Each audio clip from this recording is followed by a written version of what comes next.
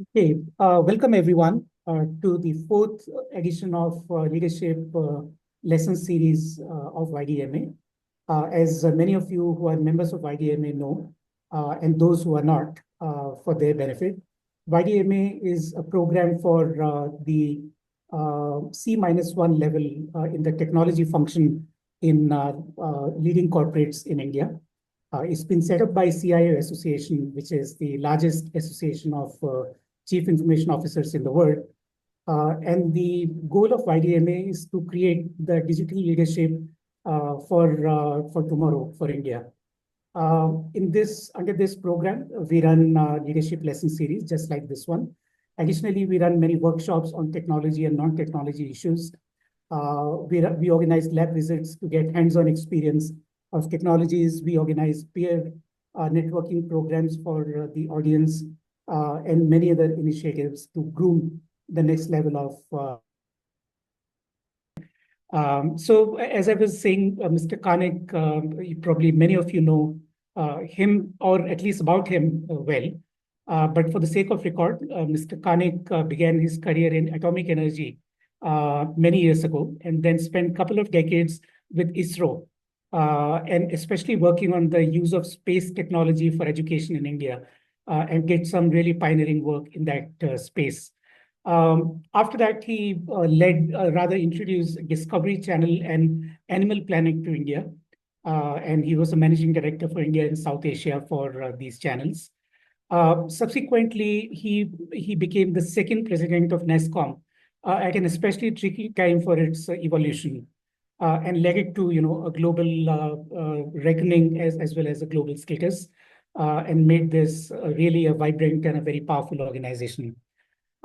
Subsequently, he was tasked to bring Satyam back from the brink when it hit some type of a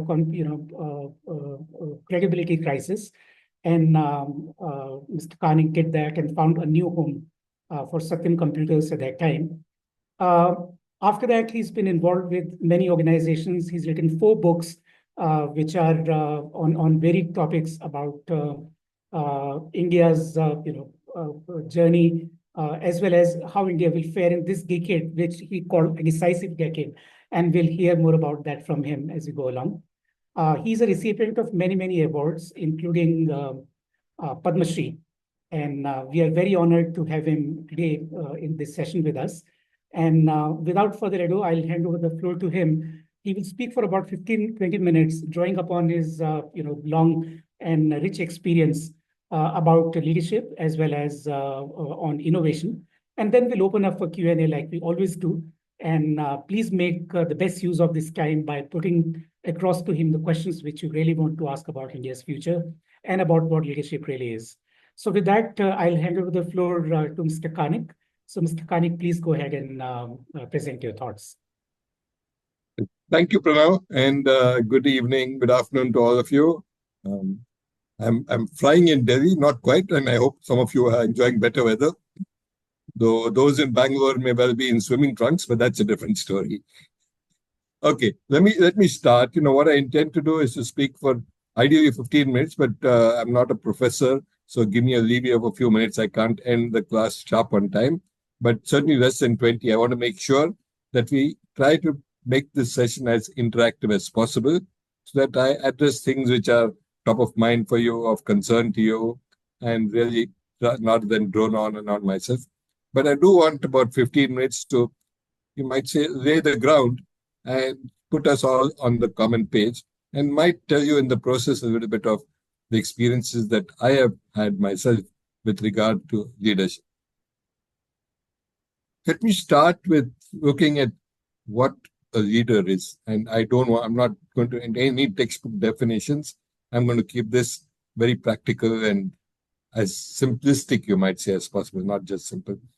So, if somebody were to ask me that, summarize it in a sentence or two in terms that are very comprehensible for even a schoolboy or a schoolgirl, I would say that a leader is someone who, in some sense, shows you the way.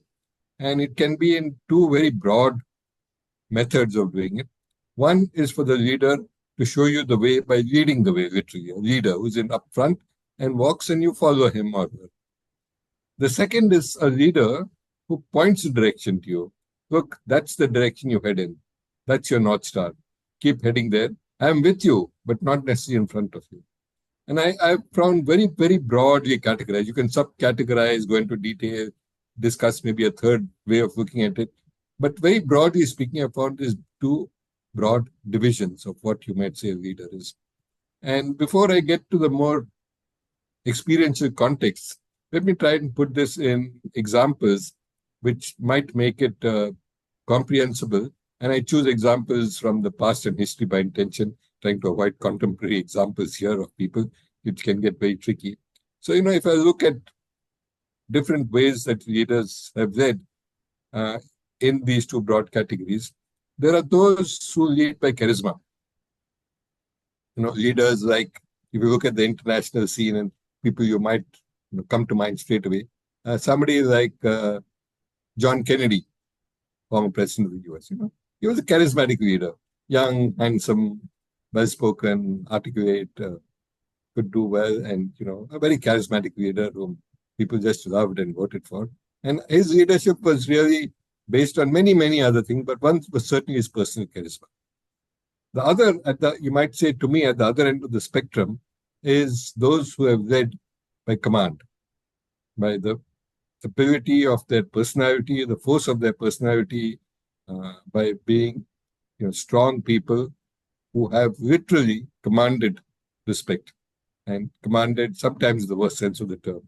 And again, looking back many years, and very popular, I wouldn't use the word popular, but well-known leaders who have come to mind are somebody like Hitler or Stalin or Mao. None of them are really charismatic. And none of them, from what I have heard, not having lived at that time, except for with Mao's period very briefly, none of them were great orators or speakers. But what they had was they commanded respect by power. So that is one form of command. And then if you come to a little more contemporary times, industry leader who was reputed to really command, well, he had a lot of other tremendous characteristics, abilities, and was a fabulous leader in many ways. I would think of somebody like Jack Welch, who was very powerful, very strong, but much of his thing came from his power of his position. And sometimes he was reputed to be a bit ruthless. He could get things done. And so people, I wouldn't say feared him, but, he got a lot of respect for that. But in all these cases, like them, don't like them, we must admit that a lot of the command ability came from the fact of recognition, if not respect, for what they were able to achieve, by whatever methods, but they did achieve. And if you look back, whether at Hitler, Stalin, Mao, or at Jack Welch, they were all great achievers in their own way, maybe in a limited period, maybe somewhat, short term, but they all succeeded. So I think that's very broadly the kind of things which I would do. Let me move from there to, specific examples from my own experience of what leaders do. Let me start with something that now mentioned, my years in ISRO. And of course, the one outstanding, I mention this because it's so common, all of you would know it, was when our first satellite launch vehicle, SLV-3 as it was called, satellite launch vehicle, SLV, was launched. And Abdul Kalam was the project director. At that time, Satish Dhawan was chairman of ISRO. And unfortunately, it went into the sea. Didn't work out. It ended up, instead of sending a satellite into space, it sent it into the Bay of Bengal. And then, of course, there's a lot of common barbs, and I wouldn't want to take the blame or the credit. But, I was joking with Kalam and told him, hey, sounds like SLV has become sea-loving vehicle. It falls into the sea. But after that failure, the press was there, it was a public thing. And, Professor Satish Dhawan stood up as chairman of ISRO and said, we've had a failure. Those are his words. He didn't say it was a partial success, something worked, most systems worked. He just got up and said, it was a failure, and I take the full blame. But I assure you, we'll come back next time around and make it a success. And he sat down, a few questions, and that's it. The next launch, the very next one, and as I said, most of you would know of this, was outstanding success. Professor Satish Dhawan got up again to address the press and said, Ladies and gentlemen, I present the project director who's got this outstanding success, Abdul Kalam. And he got off the dais and sat down and told Abdul Kalam, come up. And Abdul Kalam was, at that time, young, we were contemporaries, he was a little older than me. And he stood at the podium and, not looking back at Professor Satish Dhawan, not knowing quite what to say, but he put him there. And the lesson for that from me is, apart from the nice anecdote, is a leader becomes a leader by being willing to take the blame for failure himself, take it on himself or herself, and give credit to others for successes. And that I can tell you from having watched it and seen it for so many years, because that was Professor Satish Dhawan's style. He was ISRO chairman for a decade plus. And it created so much motivation in the organization that, we try hard as we can. But if we fail, doesn't matter. We won't be hanged and we won't be, hung out in public to take on the attack. But if we succeed, we don't want the glory, and in those days you didn't get as much publicity, but we will get the credit. So as they say, success has many fathers, failure is an orphan. And I think the leadership lesson there is, how do you motivate by taking this on? One aspect, therefore. Second aspect, and maybe that should be the first, is vision. If you have a great leader, they have a vision, they present you a vision. I told you a leader in some ways is someone who may not actually lead the way, but shows you the way. And that can come by painting a great vision. And everybody is marching towards that. You may have your differences, may do various things, but there's a big vision. Two examples of that come immediately to mind. One is, of course, the people who had vision. And maybe if there's time, I'll mention them when we come to that.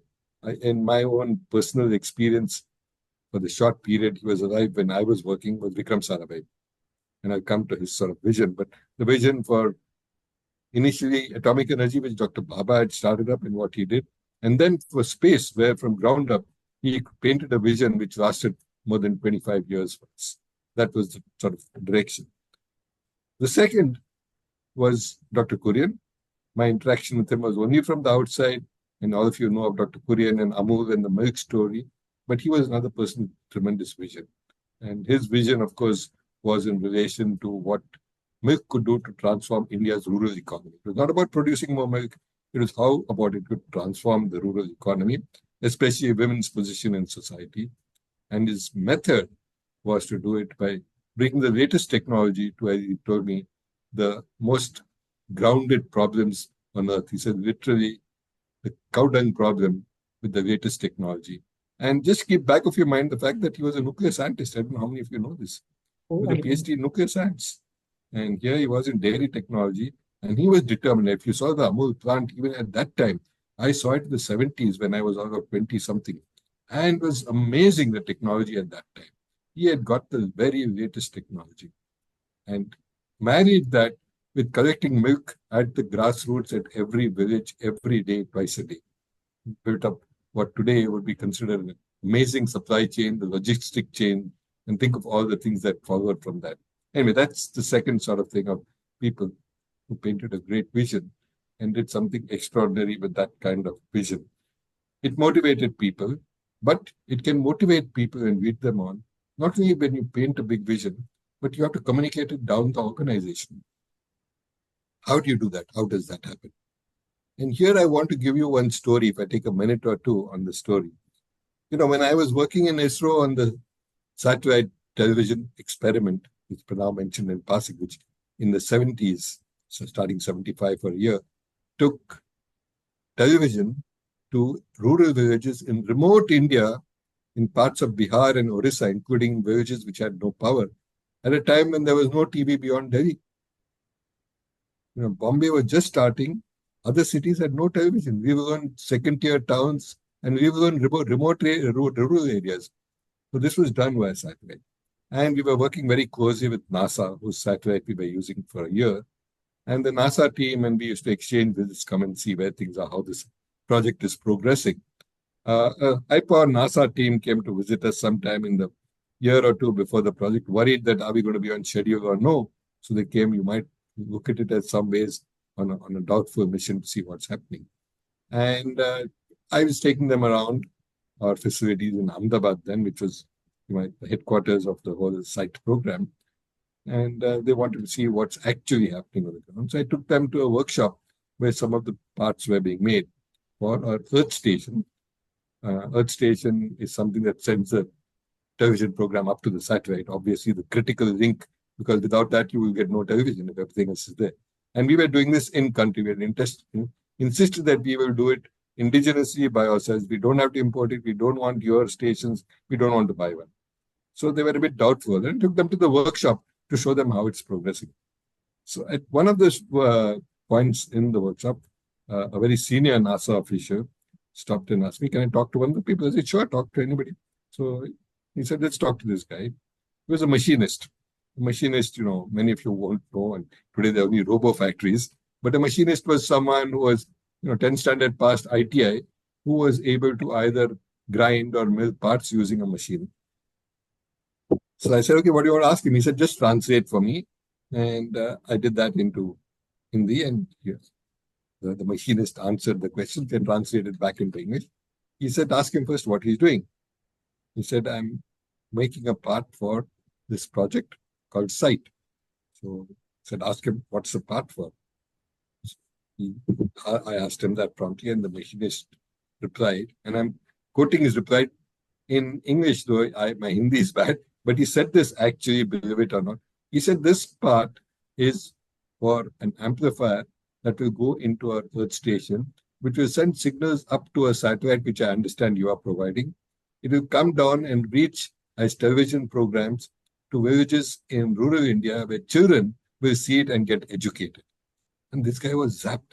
He said, look, this chap knows not just that this part has to be machined to so much tolerance level, plus minus so many micron, but he knows what it is for, and he knows the big picture of saying what is going to happen with it. And to me, this was a lesson in how effectively that vision of what we were doing had been communicated to somebody who was, you might say, in quotes, a mere machinist at 10th standard education level, who understood what the big picture was and was motivated and excited by the fact that education will reach children in remote rural India, thanks to this whole project, of which he was himself a small element by machining this part and putting it in. To me, that is communicating your vision, which is what creates motivation. The vision itself might be powerful and strong, but if you want to create the motivation, that vision has to reach people at the bottom who really get motivated by it. Okay, moving ahead much more faster. Sorry, I'm taking too much time on this. Another element was delegation. Again, all the way down, and I can give any number of examples, but starting in my early times, I was, 20-something, actually 21 when I started my career in atomic energy, and 23, 24 when I started working full-time on space. And Dr. Sarabhai would send me to the highest level meetings with full confidence, in the same way that we empowered all the people. We had very young engineers, a huge young team, who went out to the various states where we were implementing the satellite program.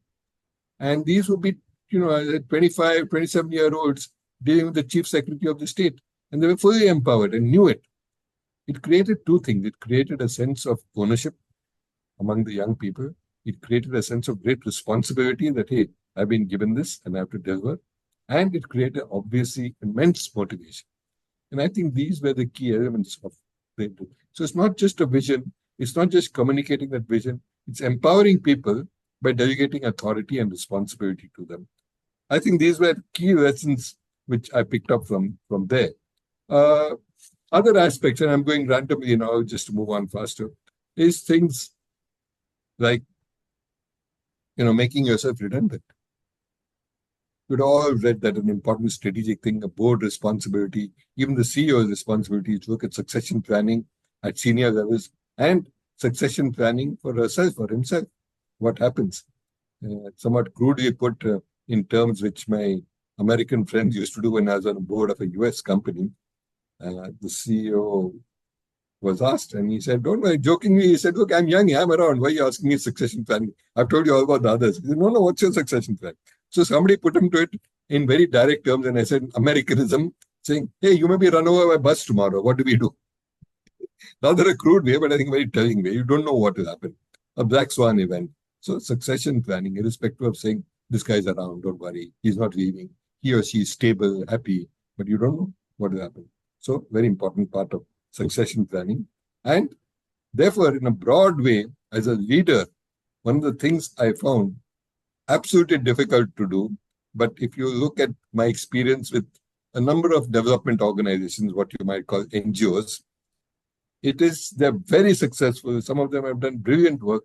The minute the founder is gone, things begin to collapse. And I think the lesson to me from there, and I've seen other ones which have succeeded over time, over decades, the difference was that they did two things. One is the leader planned systems, processes to say, how do I make myself redundant? How will the institution continue? I'm not there. I should be redundant. Quite apart from succession planning, I think this was a very, very key element of what leadership has to do. And obviously then the planning itself for what might succeed. Again, I think of Satish Dhawan. Vikram Sarabhai was a fantastic leader, charismatic, commanded respect by the vision, by his own successes. Satish Dhawan had many of the same things. He was not as charismatic, I would say, as Vikram Sarabhai, but he brought in systems and processes. It was fantastic. It was perfect timing of transition. It's like the transition, and I mentioned this because some of you may be going through that in your organizations. The transition from, say, a startup to a stable organization, or a transition from a growing organization, mid-size, to suddenly taking a jump and becoming an important big organization. What happens? And I think the critical factor is systems, processes, and so on, which do two things. One is they get you organized, they put you on an even keel, and set up things. Second is, as I said, they make the leader increasingly redundant. Systems and processes can handle a great deal. I saw this myself in NASSCOM, my own personal experience. I took over from a person, and many of you may have just heard his name, Devang Mehta, who was immensely charismatic, a powerful leader, a great showman, if I may put it, in a positive sense of the term, and very well connected, tremendous. And it was at that time when he unfortunately passed away very young. It had started a few years earlier, and it was in the startup mode. He was all in all. There were a team of 20-odd people, maybe 2 or 3 senior people. They did everything, as the popular term goes, from bottle washer to photocopier person to the big boss. Everybody was all in one. When I took over, we were beginning to institutionalize. I was keen to institutionalize things. And one of the first things I began to do, and I wouldn't claim any great success, but I think if anything, what I was able to do was to get in systems and processes and methods of working and delegation of power defined well, so that we began to institutionalize things. The very same things that Satish Dhawan had learned from him 25 years earlier had done in ISRO, to institutionalize things so that they become set, and you create an institution, not just a temporary meteoric rise which is successful and then dies away. Important part of what leadership is all about. Couple of other comments on, many people ask me this question, saying, here's a great manager, so obviously the guy should be good, you make a good leader.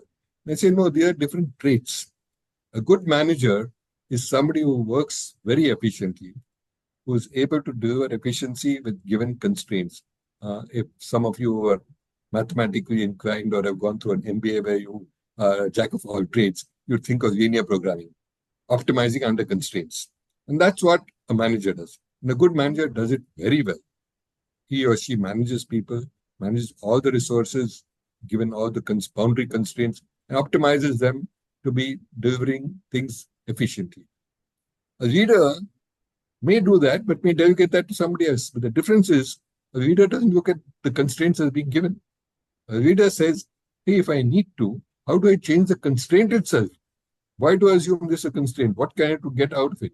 And that takes me to a slightly different part, which I won't dwell on, though Pranav had mentioned that to me, on innovation.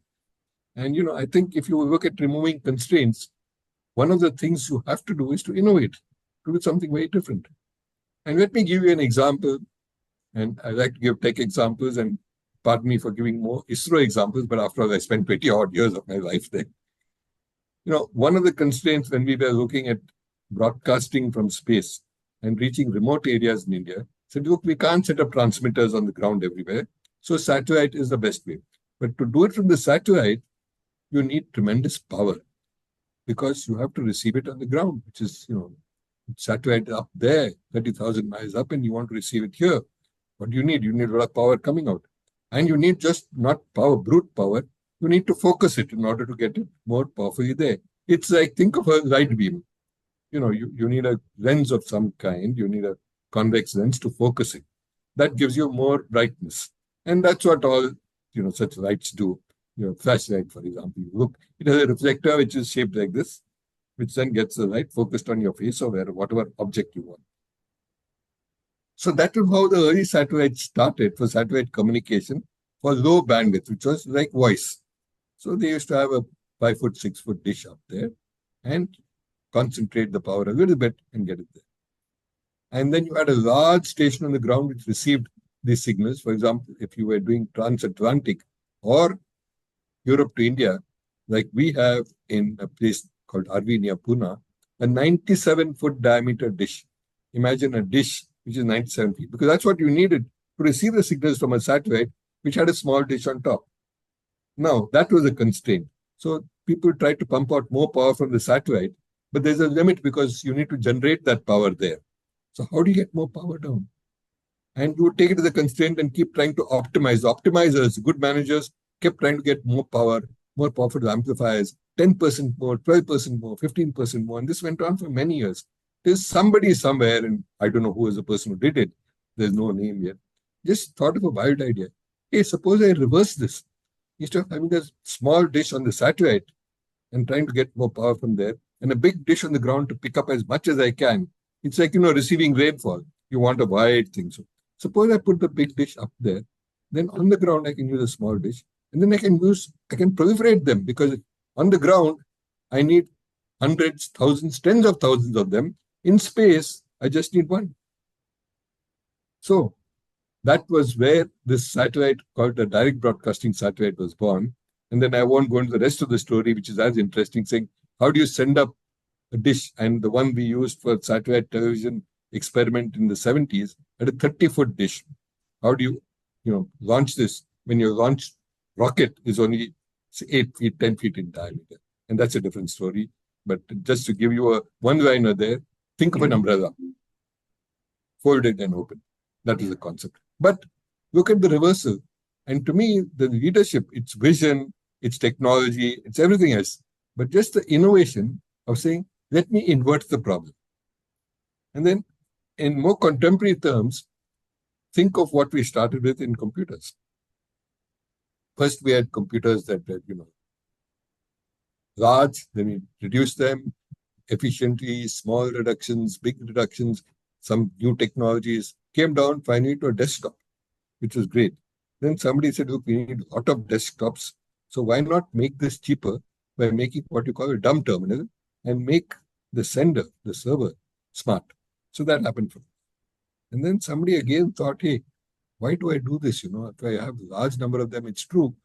But if I can bring the cost down and make it simpler, I'll be able to get large things out.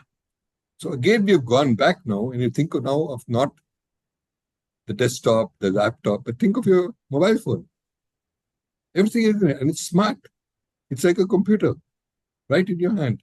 Now, partly it's the technology of reducing, of compressing, of optimizing, but partly it's also an innovation in thought. So this is partly what a leader does, not invent necessarily, not know the technology of how to do it, but just think, hey, I want 5 people who can take up this constraint. Tell me how I can do it. Set up a team, whatever. And each constraint, I've given technological examples. You can think of business examples where you do this.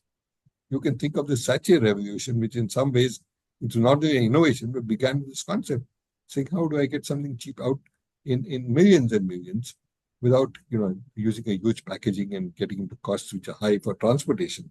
So I think examples of that type come across very easily. And that, I think, was important. Now, I have a few minutes more. Do you think I should end? No, definitely. I think a few minutes more, because okay, just a few minutes more with a few sort of wrap-up points, which I think I have missed out. Let me take the last one and end there, actually. We can talk of the rest in the discussion and interaction. So, now let's change gears and say, So what should somebody, a CIO, what should you do as you transition, want to become, aspire to be, or do become a leader? You become a CEO, get to the board sometime. What do you need to do? What are the kinds of things, characteristics, what kind of preparation, what do you need to think of and do? I mentioned some aspects which I'm sure you have them in you, you need to develop them.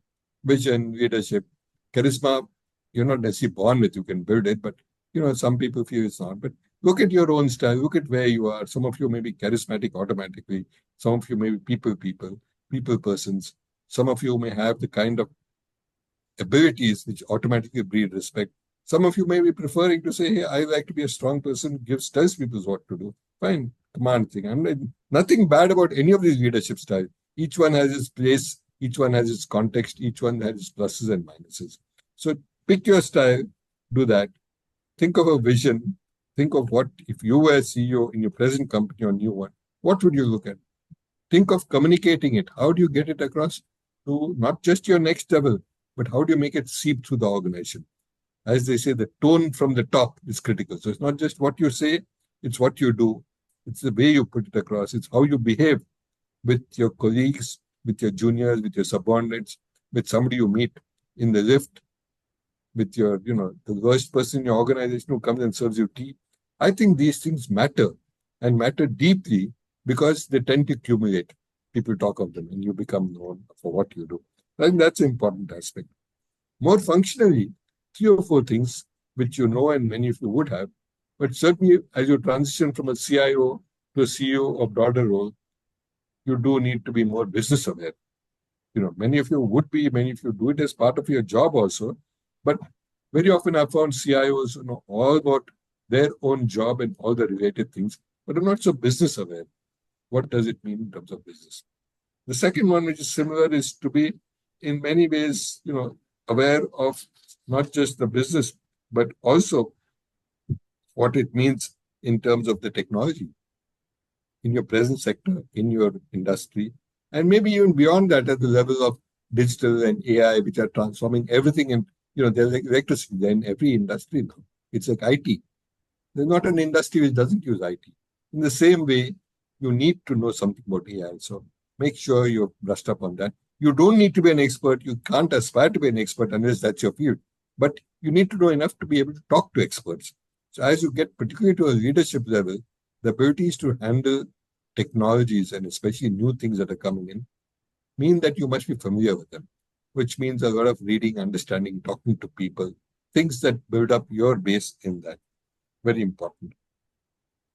One obvious thing, but I do want to mention this, is the human element. Despite all the automation, despite machines, even today, human teams are critical. How do you build a team? How do you keep them motivated? How do you keep them charged up? How do you ensure they don't fall out? I think these are important aspects which, we all know, we think of, but we don't really practice that much. I think these are the ones. Finally, in terms of your own transition, think of how you want to do it when you transition actually to a new position.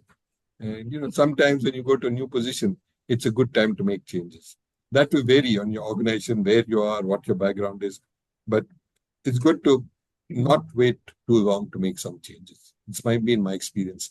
Make changes early. Be careful, understand the situation. But if you're in a company with which you're already very familiar, make the transitions early so that they have time to stabilize, get well established, and be across. Let me stop there. I think I've taken more time than I wanted to, but I do think we have enough time yet for interactions. Indeed, and it has been absolutely worthwhile listening to you for those extra minutes which you said you took extra. So let me ask, there are many questions and I will get to them in a minute. Our format is that I will read some questions to you for your response.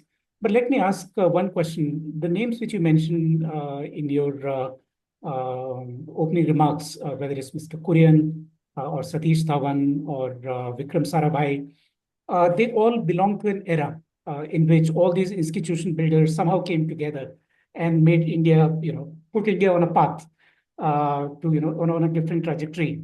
Was that a function of time, or do we still have leaders of that caliber waiting to be, let loose and create the institutions of tomorrow? Or was it just a quirk of time, quirk of fate Yeah, that we had so many great people at the same time? yeah, very good question, Pranav. I often wonder I'm asked sometimes, but I myself wonder very often. And I think there are two factors there. One is it tells you my age. You always, when you get older, you hop back to earlier times. As some of you will realize, the grass was green long ago. Now it's got worse. Things are terrible nowadays. No, but seriously, to your question, I do believe sincerely, and not just as a good throwaway line, that there are leaders like that even today. Some of them have surfaced, some may not have. But I think it's also, as you said, a matter of context. So the early days when institutions need to be created across the board. Today, many of our institutions are there, they're stable. We need to take them to a new path now. Take IT, with which I'm very familiar. With the whole change to AI in the last 5 years or so, the IT industry has to completely reinvent itself. It can't survive on this. And the same is true of individuals. I do want to mention this, that today, whatever knowledge you have, whatever experience you have, has value, but it's get obsolete very fast. I tell young people who are graduating that your knowledge will be obsolete in 5 years. You have to reinvent yourself in many ways. So the same is true of companies. The same is true of the context. And I do think, Pranav, very good question, that there are leaders today who can build the institutions that are required. And today, maybe we are too close to it. Those in the institutions will begin to know them, recognize them, respect them. But at the broader level, from where I am now, I'm standing out a little bit from a more, you might say, a distant dotted line vision. I can't think of a name immediately, but that's because I'm not close to it. Yeah. No, thank you very much. A couple of questions. One relates to emotional intelligence. What role does that play apart from technical knowledge and everything else which you mentioned about leadership, delegation, vision, so on and so forth? Where do you see, is it a subset of what you said? Is that a separate competency? And how important it is in a No, it's leader? absolutely critical. Going forward is going to become even more critical because, taking it to an extreme end, if you take IQ, which today is measured in a lot of ways, and in fact, all our entrance tests to various prestigious institutions are based at some attempt of measuring IQ and getting people in. In the world of tomorrow, and I don't want to be a doomsayer on this, but IQ will be taken over by machines completely. You're intelligent, but the machine will soon match your intelligence, if not overtake it. At least it will be 90% there, and that's good enough. But EQ, someday machines may get there, but today they lack it. So in the world of tomorrow, and I'm not talking of distant future, maybe starting literally tomorrow, but certainly 3, 4, 5 years from now, EQ will become even more important than it is today. And therefore, as you automate in your own company, in the sector, across the board in the country, you're going to find that EQ is frankly more important than IQ. You're not so sharp or intelligent, but your EQ is very high. And I think that's going to be valued tremendously. Correct. Okay, now, let me ask you, you spoke about the managers, someone who manages under constraint, resource optimization under constraints, and a leader who has a vision, who, compels people to follow their vision voluntarily, and so on.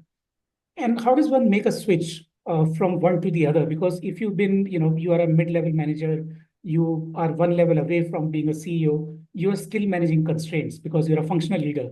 But when you become a general, or rather a business leader or an organizational leader or a political leader, then you need all the competencies which you spoke about. How do you flip that switch from being a constraint optimizer to, a visionary? I think frankly, it's not an easy question to answer, not an easy transition to make. It's because it's in your mind. You got so used over, 10, 20 years of your career in terms of optimizing within constraints, saying this is a given, I just got to make the best of it, and then you do an outstanding job. But to suddenly throw your mind open is not easy. And the only way I can think of, which is what I've told people, and I'm sure there are other, maybe better, cleverer ways of doing it, is a lot of broad reading or interaction. If you don't read that much, and interact with a broad range of people. So you then pick up stuff which comes from other fields.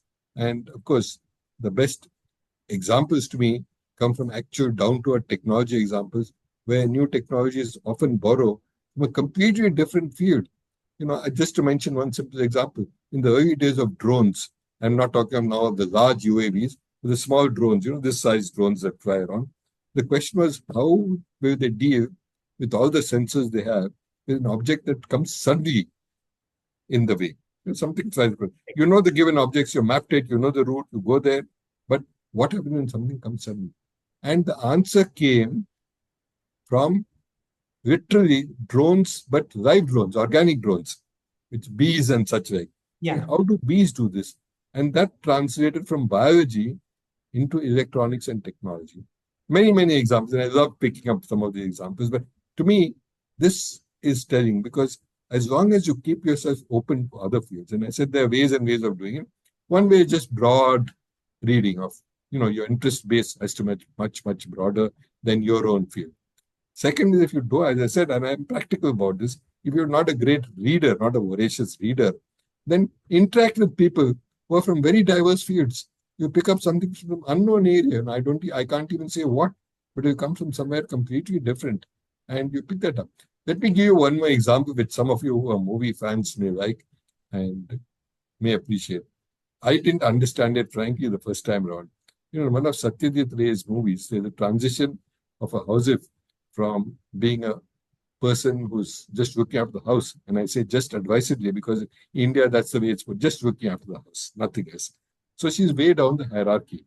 And she has her in-laws living with her, so she's even lower down. The in-laws, mother-in-law, father-in-law, then the husband, then the children, then her. That's a very clear hierarchy. Yeah. Husband loses his job, the in-laws have retired, and then she gets a job. She becomes the breadwinner in the family. And the person who first recognizes this is the famous villainous Sas from Hindi movie thing, the mother-in-law. And Satyajit Ray shows this transition through a brilliant cinematic thing, which required knowledge of cuisine and culture. He shows, for those of you who are Bengalis and know, for those who are not, please appreciate the difference. She serves the head of the fish to the daughter-in-law when she comes home for dinner. Now, the head of the fish, and Bengalis who are into it may correct me, is considered the most, might say the tastiest, the best part, whatever the fish, the top of the fish. And she serves that. He doesn't say a word, doesn't say anything. It just shows the transition that she's come home after a long day, and they're all sitting for a meal, and she starts, the young woman starts serving. The mother and says, no, you've just come back, you're tired, you sit down, today I'll serve.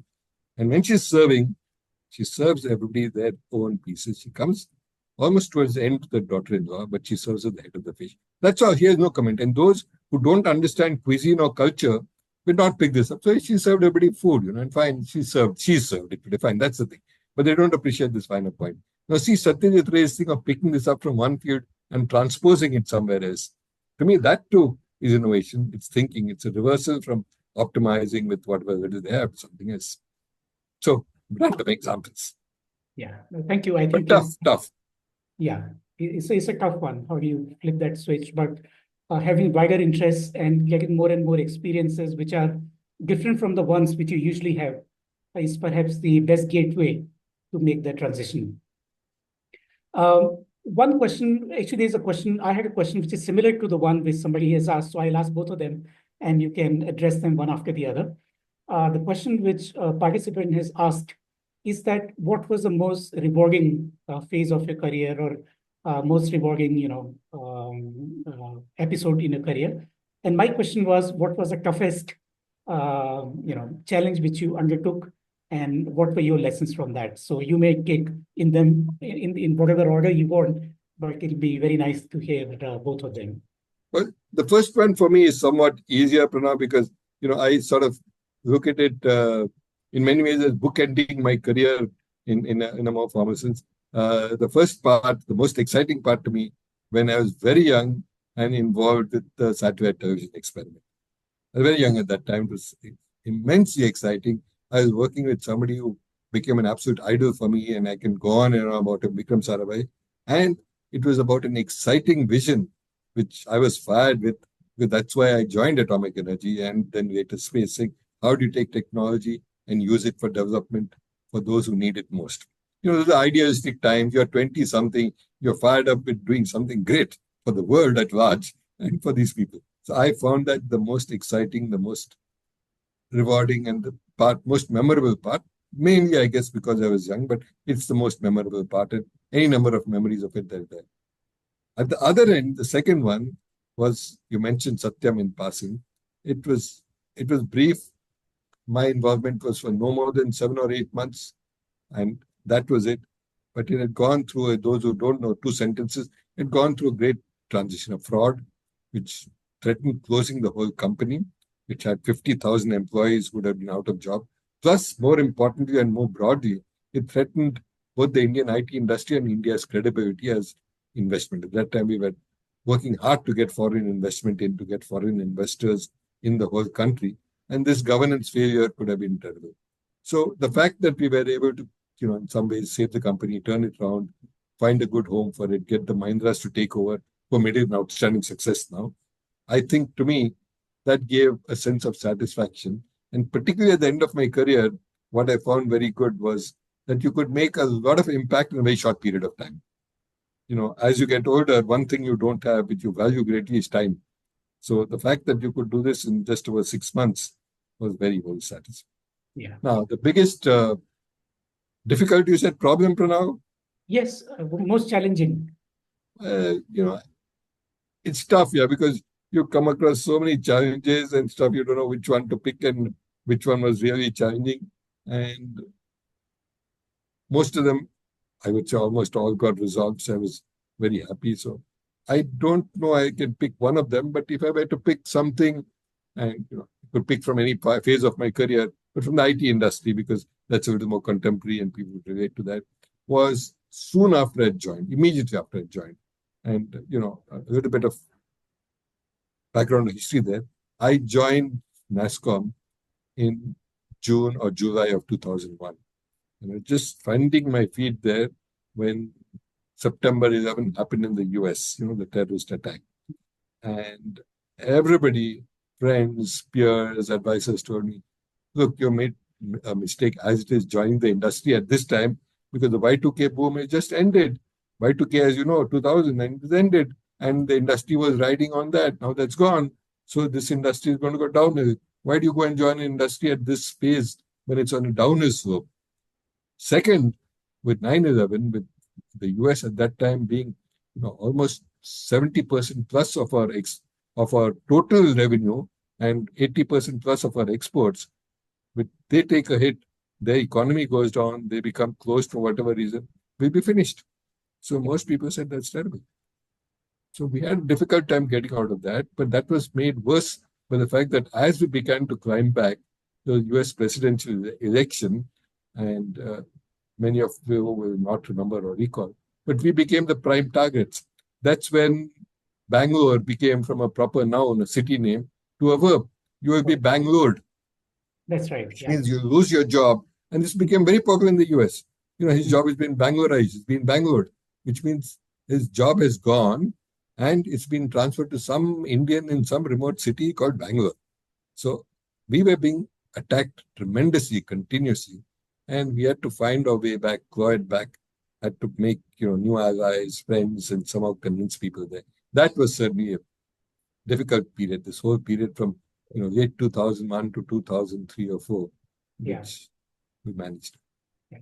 No, thank you. And we seem to be at a similar place again. I mean, there are two things happening. An Indian industry, IT industry, has reinvented itself time and again. And that speaks about the resilience of the people who run these institutions and their business model and so on and so forth, or the caliber of people in this sector in India.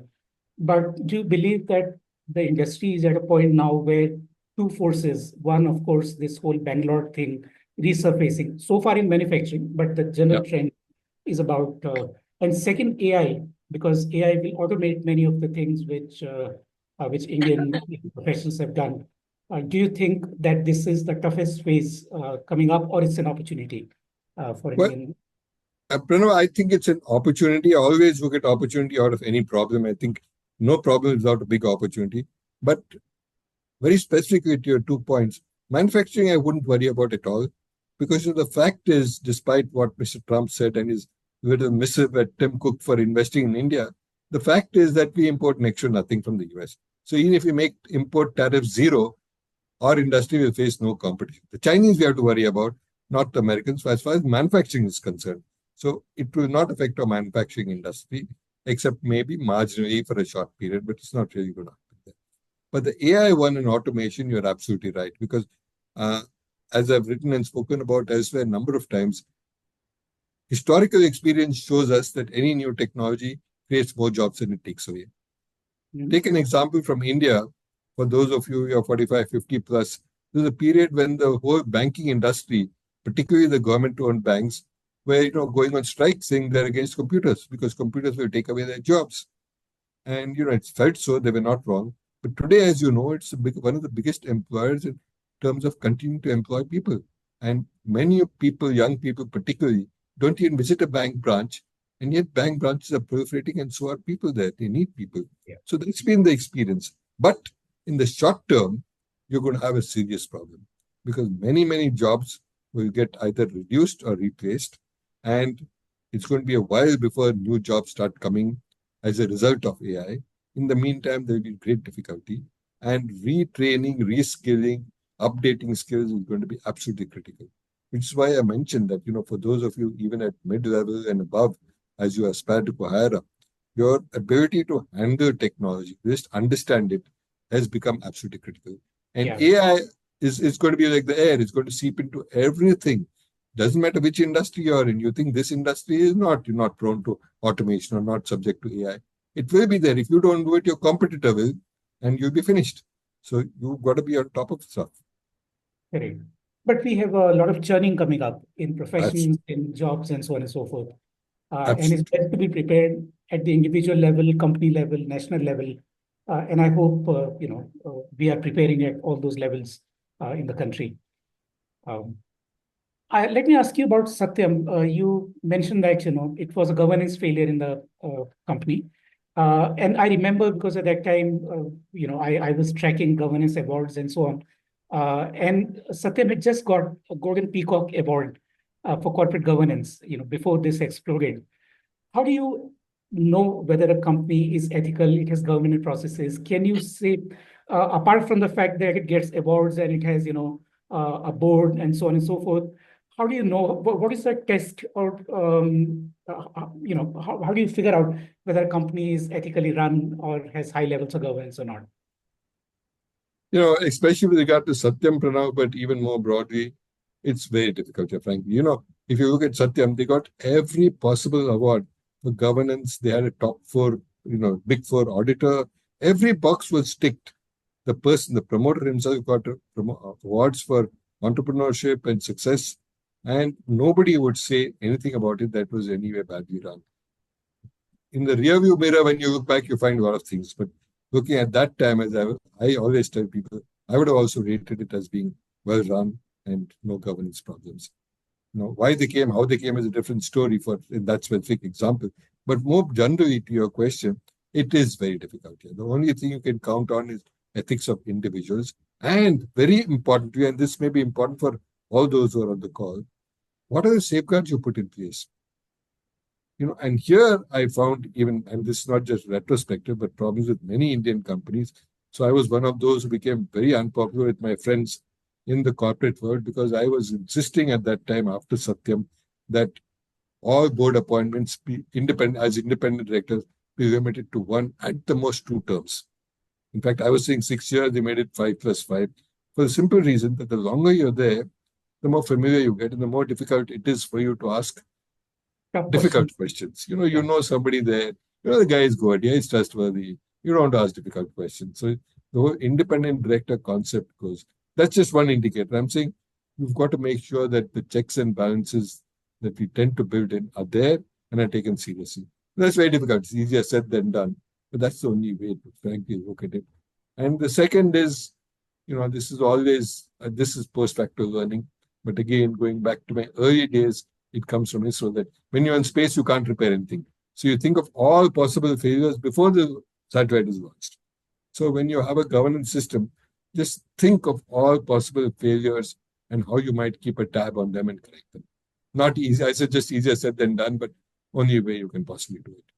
Correct. No, that's absolutely right. One final question. You started with speaking jokingly about wearing swimming trunks in Bangalore, right? Now that's a harsh reality, whether it's potholes or it's, drains and so on and so forth. What needs to change? You've written extensively about innovation and, the decisive decade that we are in right now. We have a Viksit Bharat vision and so on. In your view, what needs to change for all of these things to become reality and for India to realize its potential? And we have 2 minutes for you to respond to that. Okay. No, a very, very brief answer for now on this one, because, you can go on and bemoan the corruption, the corporate or the nexus between bureaucrats and politicians and contractors. But I think, to me, very simple, single point answer: decentralization. If the local corporation has powers, and instead of thinking of always the first thought, many of us, when we have our drawing room conversations, is about the Prime Minister and Delhi and governance. Why? We need to worry much more about local stuff. And that will happen if we feel their power. At the moment, they're useless. What do? They collect your taxes, and where does it go? I mean, take Gurgaon. Just one quick sentence on this. The city I live in, it's probably the most, per capita income wise, probably the most prosperous in India. You come and look at Gurgaon. And yet it's terrible roads, no proper civic infrastructure, nothing. Why? The local corporation doesn't have the money, doesn't have the wherewithal, doesn't have the people, doesn't have answerability. Citizens are not concerned. Those who are there don't even go and vote, because how does it matter? If it mattered, they would. So if you decentralize power substantially, I think you would see a change. Okay. And do you think it applies to organizations as well? Absolutely, absolutely. And thank you for asking that, because I thought it be digested and people pick it up. I believe strongly that it works and is applicable to organizations, which is why I started also with the ISRO example of saying delegation and decentralization. That's what we survived on. That's right. Okay, thank you very much, Mr. Karnik. We are fully drawn on time. And I would like to thank, on behalf of all the people who attended, CIO Association, YDMA, for an extremely engaging and insightful conversation. I'm sure all of us will take something different, something which resonates with us, but all of us will go with something that we will be thinking about and applying to our respective careers. So many thanks for that. And to those on the call, those who are not members of IEMA, I'll urge you to become one. And if you're a CIO, I'll urge you to nominate someone in your team so they can benefit from these kinds of insights from stalwarts like Mr. Karnik, whom we received today. So with that, I'll close the call. And again, Mr. Karnik, you want to say something? No, I just want to say thank you very much, Pranav, to you for inviting me, and to all the participants for some excellent questions and for listening patiently. All the best to all of you. Thank you very much. Thank you very much. I'm closing the call now.